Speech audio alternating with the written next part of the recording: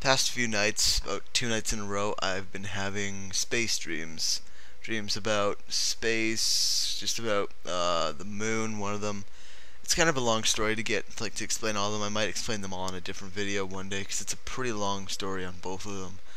But, those two dreams kind of sparked my interest, or re-sparked my interest in space exploration. I was going on NASA.com today, just doing a whole bunch of stuff and looking at stuff on Wikipedia, looking at all the satellites around the planets. It was generally a fun time. And, I'm really interested in space. It's probably one of my top interests besides, like, just living a normal, boring ass life. But if I were to choose any kind of profession, I would gladly take up space exploration, even if I wasn't like, even if it's like, okay, we're gonna go to the moon. We need some kind of dead weight to kind of just lift us off or something for us to jump off of. I'd be like, oh, me, jump off me in space. But all that aside, my dreams kind of revolved around just past signs of life on planets. My first dream, I'm not going to get into it, but it kind of revolved a different solar system, and my second dream revolved around the moon and finding an actual prehistoric civilization on there. Everything was all dusty and blue and old and ancient and really cool looking.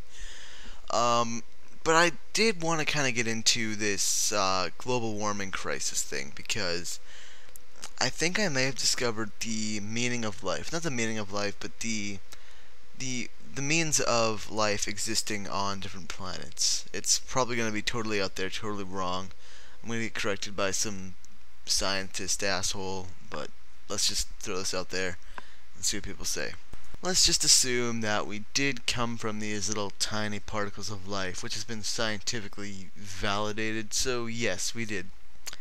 And over billions of years we evolved to become what we are now, humans. And we're all intelligent, and we all know how to make stuff and kill each other more efficiently. And the only way we can kill each other more efficiently is by using these high-end machines that require a lot of fuel, that pollute the sky and destroy our ozone layer.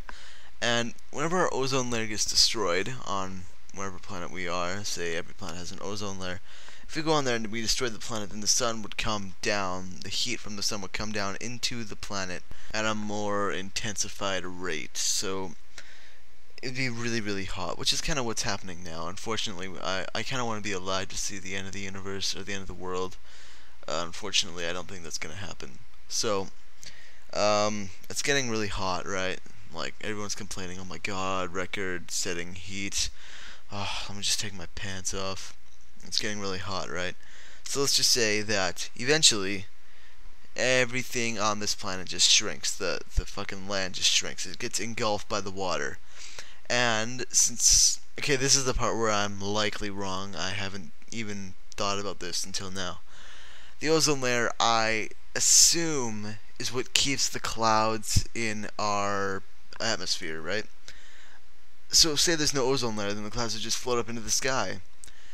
And since clouds are basically just condensed particles of water, particles of water can contain little microscopic forms of life.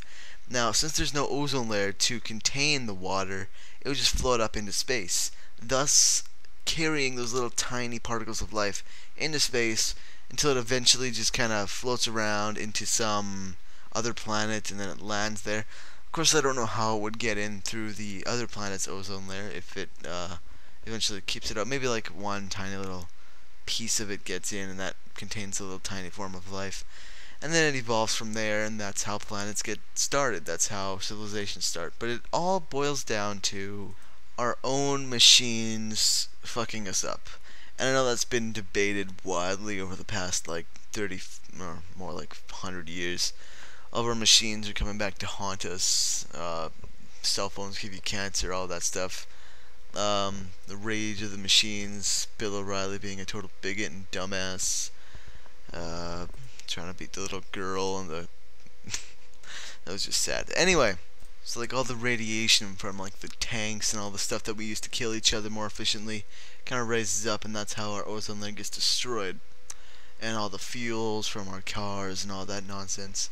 So, yeah, our ozone layer's gone. Planet planet just kind of shrinks because the water engulfs everything because the ice caps melt. And since there's no foreseeable way for humans to survive without land, humans die or evolve into mermaids or something. That'll be kind of cool. But for the most part, our species dies. However, I did think of a fun way to cheat death, as we might say.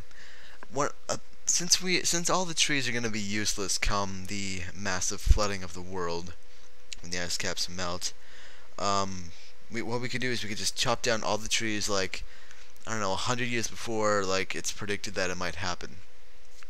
So we chop down all the trees, we get it all into one big area, and we just start making big, huge, massive ass rafts. Because the whole world is going to be covered in water, we have to have something to live on, because like humans need land. So we just make huge ass like fucking state-sized rafts. Of course, it couldn't support all of humanity. There would have to be some casualties involved, some noble soldiers giving up their lives for the greater good, all that fun stuff. But a select few people would be able to live on those huge ass rafts and live from there, and those rafts would become the epitome of human existence for as long as the rafts stay up, as long as they stay from getting all rusty and moldy and shit. At least there won't be any termites, because termites will be extinct because they need wood to live in. I guess you're gonna have to check the wood for termites to make sure that you don't get fucked over the second the whole world gets drenched. But my basic point, TLDR, as they say, is that life migrates from planet to planet because we evolve to the point where we're smart enough to build machines that cause radiation that destroys the ozone layer, which gets us destroyed, which also inevitably causes microscopic forms of life to flutter around in clouds through space into other planets. I wasn't even high! Alright, just kind of a side note. I went to go to YouTube to try and find some videos about like space and stuff so I could have some video playing over what I was talking about, but I decided to do something completely different, which you just witnessed apparently. And let's just type in something like stars. Let's see what we get. Oh, we get a bunch of concerts and music video and some actual stuff, but it's a fucking boring ass documentary. And then another stupid song, and another song, another just bunch of stupid crap that no one besides people who made it give a shit about. I just wanted to see some goddamn stars. I don't want to see some boring ass documentary, some stupid ass TV show, or some even more retarded music video. Like, where's the next? Can I see where I actually see stars anywhere? No, no stars.